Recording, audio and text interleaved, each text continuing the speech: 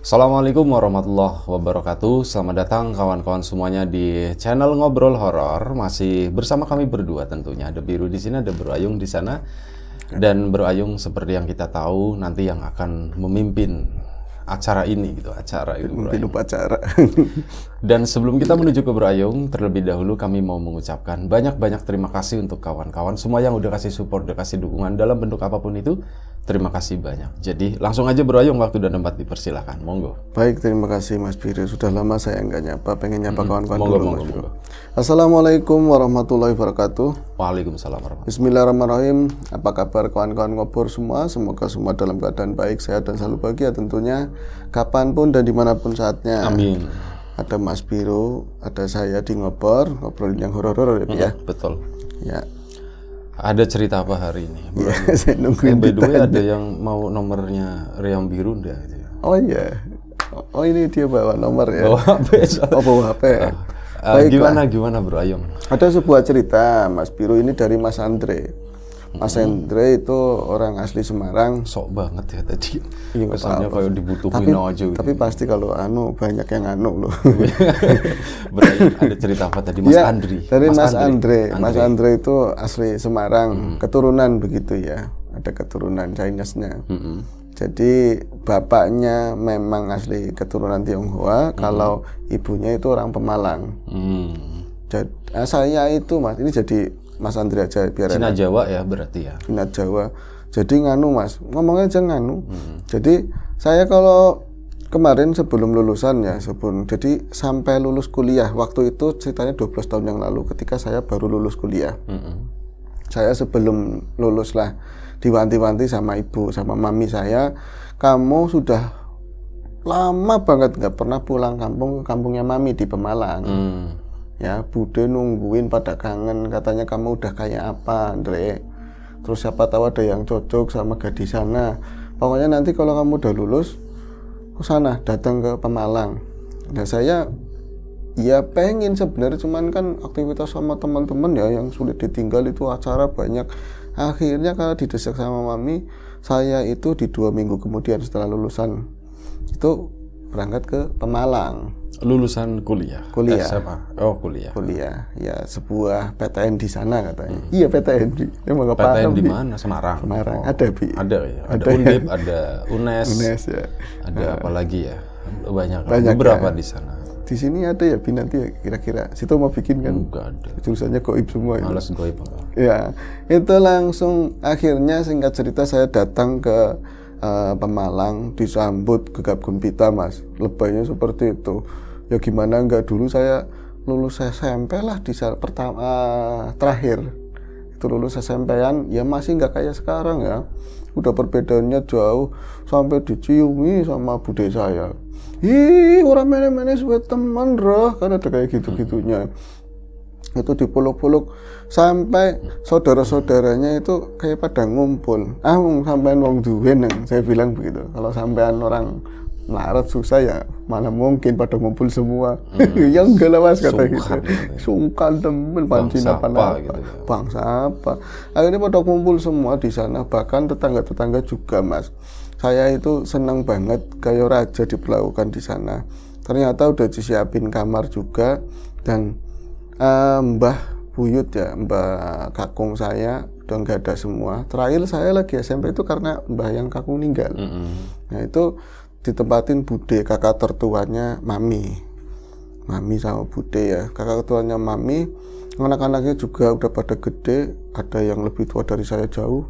Tapi dari kegembiraan saya ketemu sama mereka ya, keluarganya bude, ada satu yang buat saya, di mata saya itu entah ini perasaan saya aja atau gimana ya, penerimaan ke saya itu biasa aja.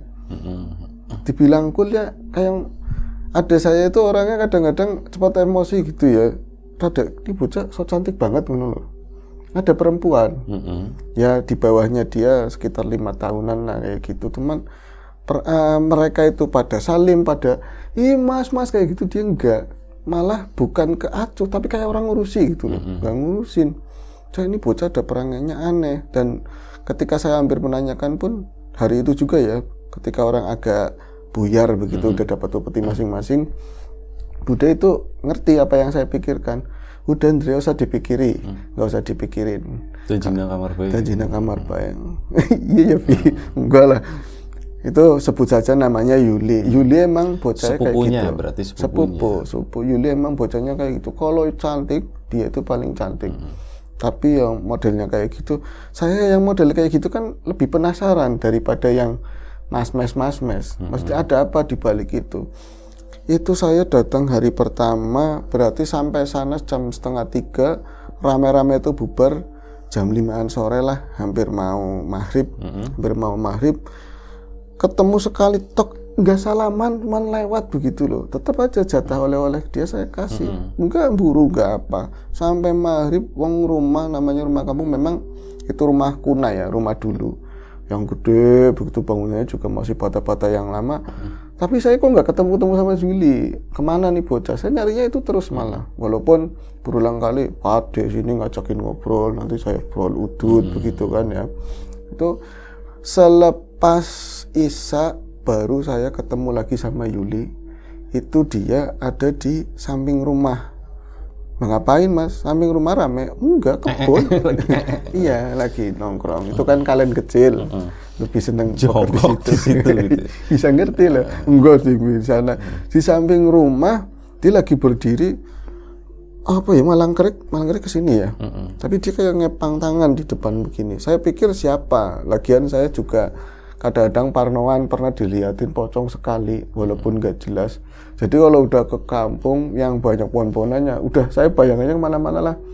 Itu karena iseng-iseng, rame ada saya, jadi ada suara TV, ada suara bocah kecil pengen video callan sama kawan di sana loh, kawan lama saya kan, kawan-kawan di Semarang. Saya cari yang sepian, yang nggak berisik, otomatis ke depan sambil ilang-ilang, sambil lihat-lihat. Dulu nggak begini, sekarang udah mulai banyak rumah, tapi samping rumah masih kosong. Karena saya ngelogok begini, HP mau jatuh gara-gara ngelihat ada yang lagi berdiri begini. Cuman kan apa itu setan? Apa jangan-jangan bukan? Akhirnya saya balik lagi, saya lihat pentelengin begitu, ada 2 orang. Yakin. Kenapa saya ini menekankan Mas? Karena kenyataannya pada saat samperin cuma 1, dan Yuli itu yang dia itu sekiranya menurut saya itu rada cuek, dan ternyata mau ngomong ketika saya samperin. Saya lihat tadi ada 1 dan berdiri. Ini kan jendela gede samping rumah. Ada orang tinggi di belakangnya, nggak jelas kan karena memang siluetnya cuma hitam doang. Lah di depannya itu baru si Yuli. Tadinya juga saya nggak ngerti itu Yuli atau siapa, tapi pas ada bayangannya itu manusia jelas. Terus dia ada suara batuk perempuan. Jangan-jangan Yuli, emang saya penasaran sama dia kan.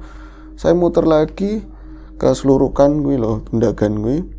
Terus saya belok ke arah kiri, ke samping rumah, saya temuin kok 1 yang tadi mana. Saya rada emosi, oh ini cowoknya atau apa gitu. Kalau tingginya saya, Mas Andre kan tinggi orangnya, tingginya saya, cuman kayak nggak ada bekas-bekas dia itu mengelak atau menyembunyikan sesuatu, biasa aja. Akhirnya saya nanya kan, Dek, kamu sama siapa di sini?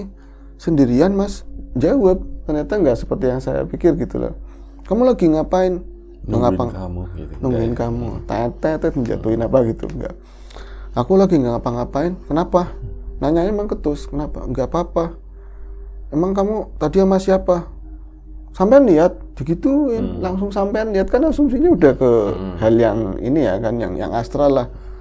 Aku ngelihat kamu di belakang kamu itu siapa tadi? Gak usah banyak tanya lah. Kalau mau ngobrol sama aku, ngobrol aja. Katanya kayak gitu. Nih pegang tangan aku. Enggak ya. Terus lanjut tangan kali ya. Enggak, terus akhirnya kan ngobrol di situ, cuman nggak banyak. Kamu sebenarnya lagi ngapain di sini? Bukan urusan kamu Mas. Kamu mau di sini apa mau di dalam terserah, ini bukan urusan kamu.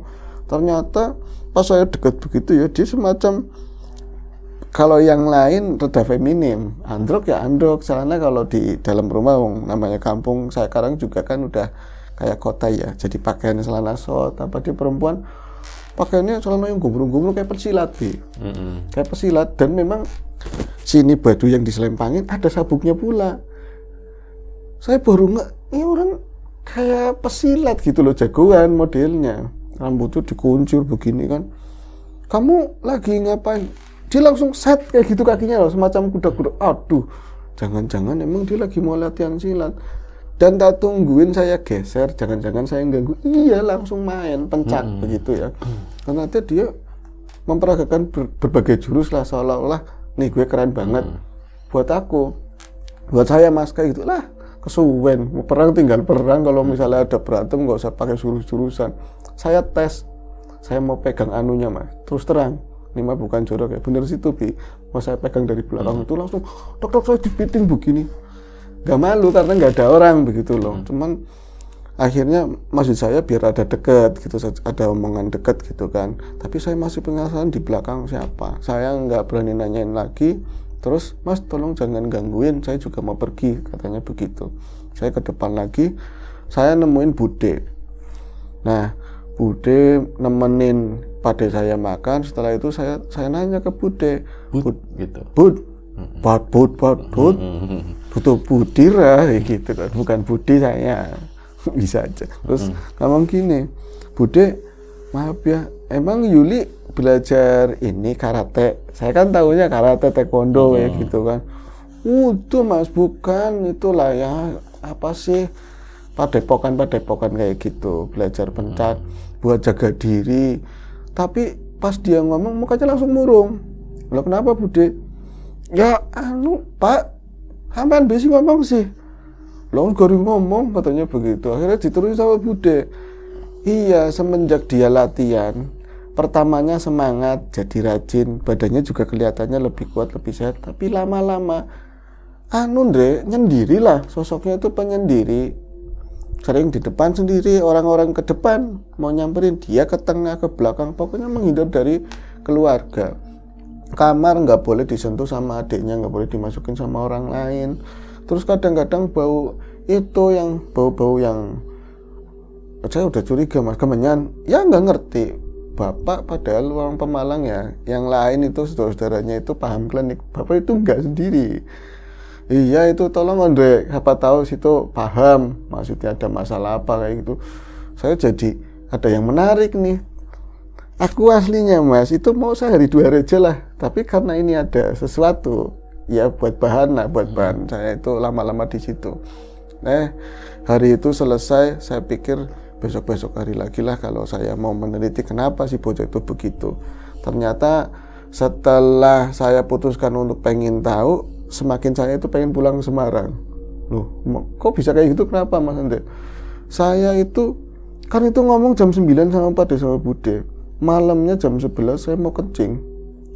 Saya ke belakang itu. Jadi plafon itu yang kayak ada cap-capan kue itu loh, gambar-gambarnya gitu. Eternit, itu ada yang kerak-kerak bolong-bolong. Di kamarnya, berarti kamarnya si Yuli itu paling belakang. Itu setelah kamar, pintu utama yang nanti bakal ke WC, ke sumur lah ya. Di depannya ada loteng yang kroak mas. Bolongannya itu ya orang itu kalau ya jangan yang gede ya, orang-orang yang badannya kecil itu pasti muat. Kalau lampu itu nggak terlalu terang, tapi saya kan deleng-deleng ini mainan HP, mata nggak terlalu lagi cerah banget lah, pokoknya udah ngantuk-ngantuk samar.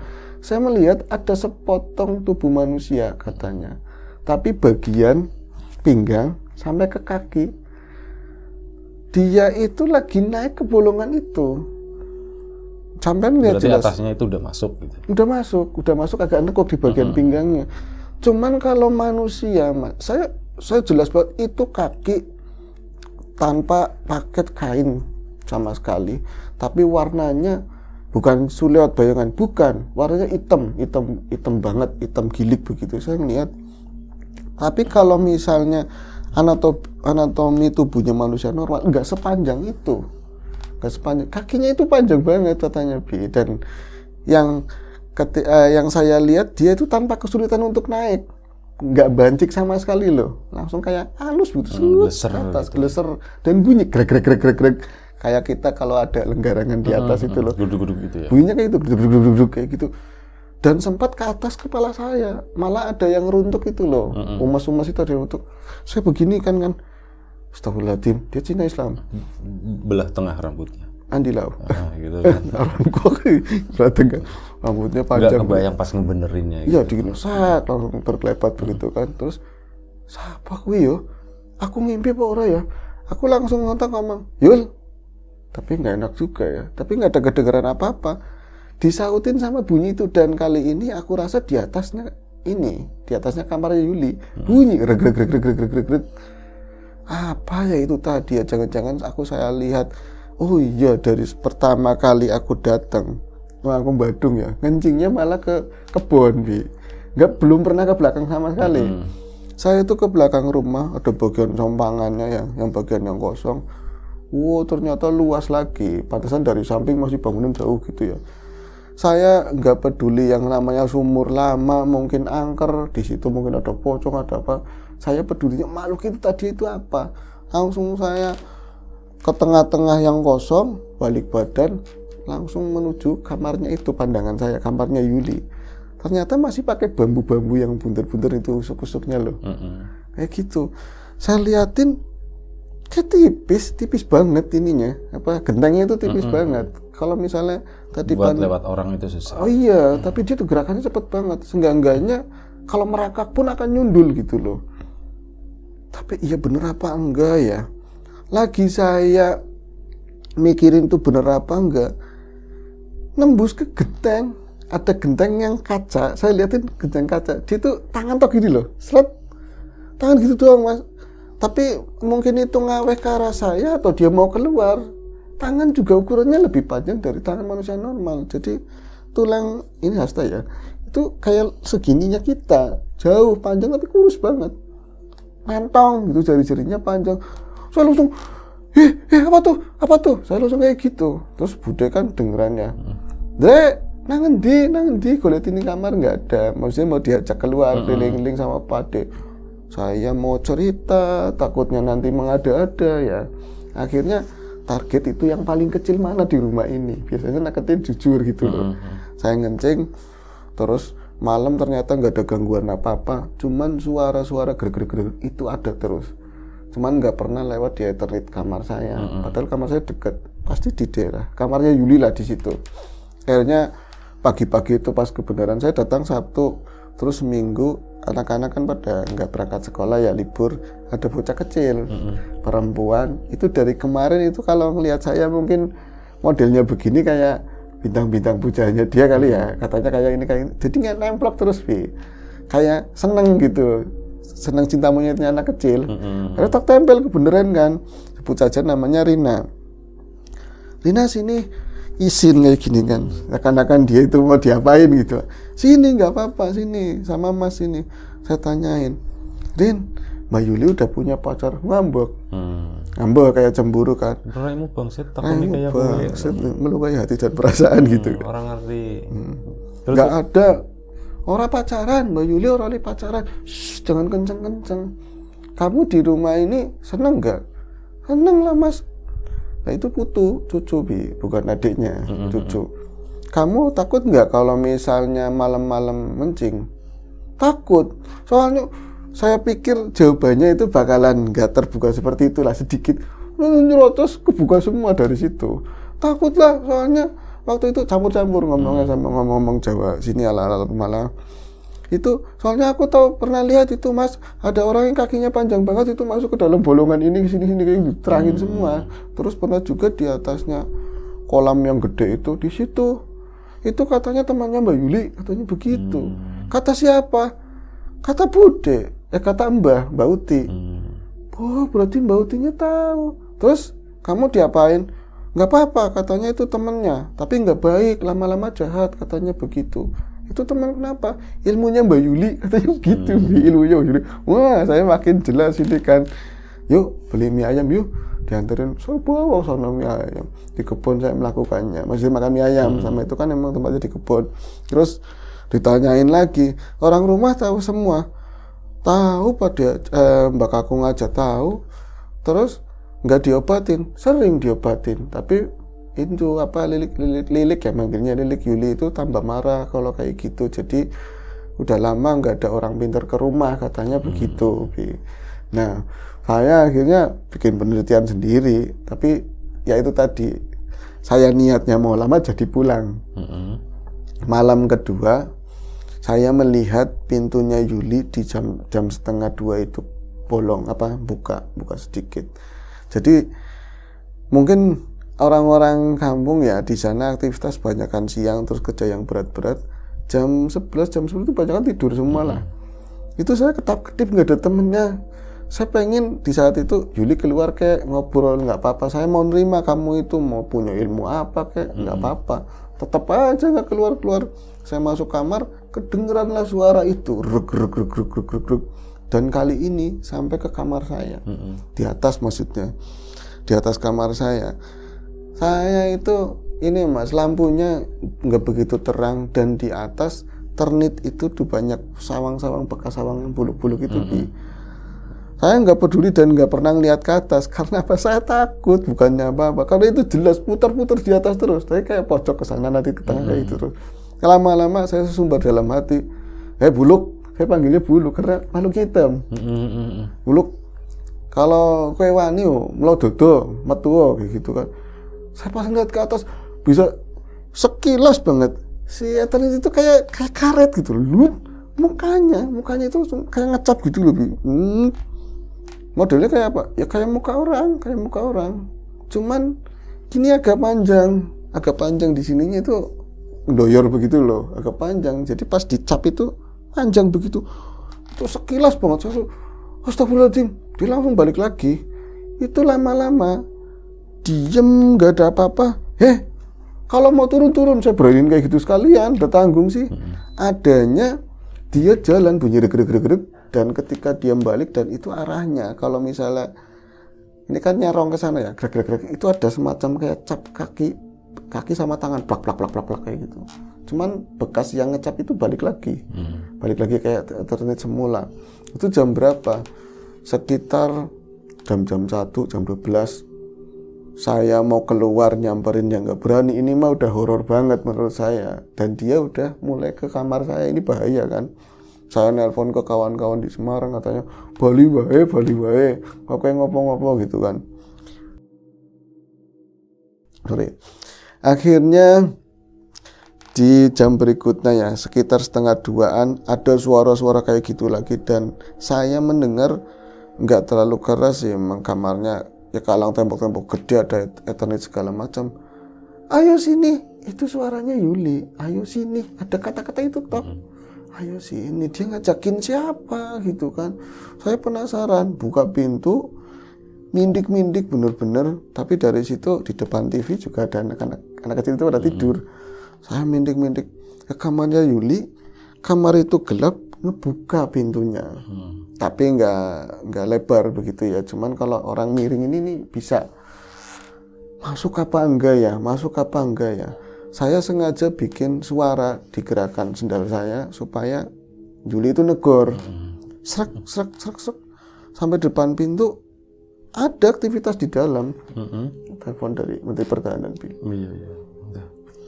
Ada pergerakan di dalam. Itu pasti Yuli itu masih melek begitu ya. Saya nungguin, Mas sini masuk, atau Mas lagi ngapain, ngintip ya atau apalah. Saya pengen ditegur, ternyata enggak. Saya enggak ditegur sama sekali.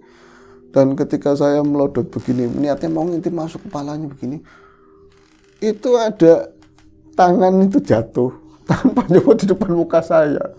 Yang herannya saat itu saya makin nggak bisa keluar, masih teriak nggak bisa keluar.